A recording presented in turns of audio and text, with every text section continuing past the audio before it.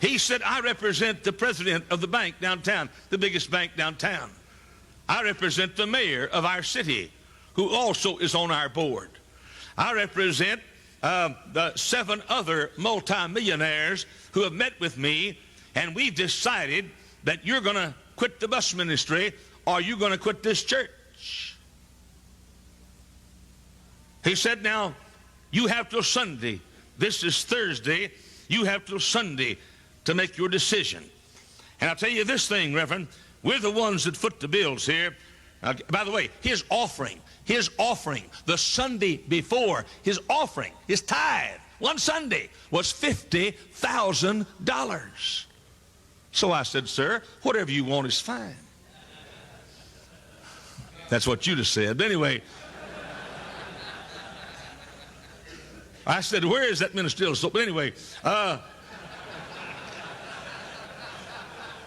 he said, I'll have you know, I gave $50,000 last Sunday, and the bank will foreclose on this church because the mortgage is held by the downtown bank, and the president of that bank is one of the fellows who met with me to give you an ultimatum. You're going to choose us, or you're going to choose the bus kids, and if you choose the bus kids, we're going to leave and take our money with us, and the church will go broke, and we'll foreclose on the church, and you won't have a place to preach. Now, he said, you make up your mind by Sunday if you're going to take us or the bus kids.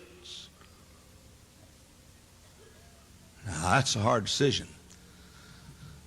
Bus kids don't bring much money. It's church. And I went back to my home that night. I tried to sleep, but I couldn't. I woke up from my dream of something that really happened 59 years ago. But there was my problem there. And by the way, when you wake up, your problems are still there, you know. It was now about 3 o'clock in the morning. I crawled out of bed, and all I could think of was that rich man saying, it's us or the bus kids. If you choose the bus kids, we're taking all the money and leaving the church. If you choose us, the bus kids have to go. It's us or the bus kids. You got till Sunday night to make up your mind who it is. It's us or the bus kids. I got in the car and I drove down Halstead Street. About once every 6 months, I make that trip again down Halstead Street. And I drove down Indiana Street and other streets in the South Chicago and West Chicago area. And I said, oh God, I can't give up those kids. That's why I came. I didn't come to pastor rich people. I came to reach these people here. But I don't want to give up I don't want to be a fool again. I was a fool down in Texas. I always pastored the Berean Baptist or the Maranatha Baptist or the Blessed Hope Baptist or the King James Baptist across the tracks and didn't have any rich people. Now all of a sudden I've got the mayor of the city, and then I've got the bank president, and I've got all the rich folks, and I've got the richest family in town. I don't want to lose them. And I heard him say, it's us or the bus kids. If you choose us, they go. If you choose them, we go. I drove up and down those streets of Chicago. Finally, I drove to the front of the Hilton Hotel, downtown Hilton Hotel. Just across the Lake Park, Grant Park, is the Lake Michigan. And I fell on my face as the sun was just beginning to rise a little bit. It was just light, a little light. Must have been 5:30 in the morning. I fell on my face down on Lake Michigan. And I said, oh God, who will it be?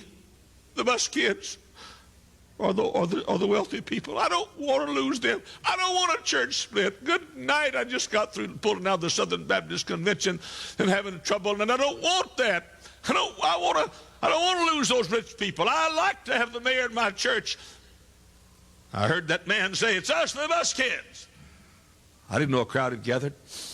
I didn't know that the Chicago Tribune would say 400 people gathered around what they thought was a dead man in front of the Hilton Hotel.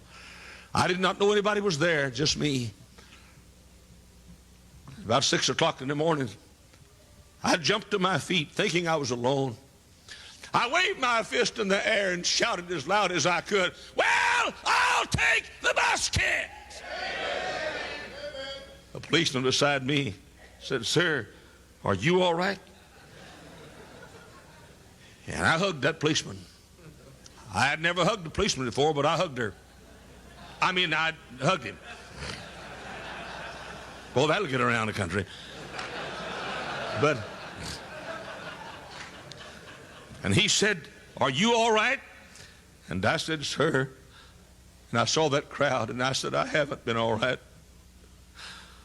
I said, "For 6 months, I've been trying to put up with something I knew I couldn't put up with. But I'm all right now. I just chose the bus kids." "You chose what?" "I just chose the bus kids."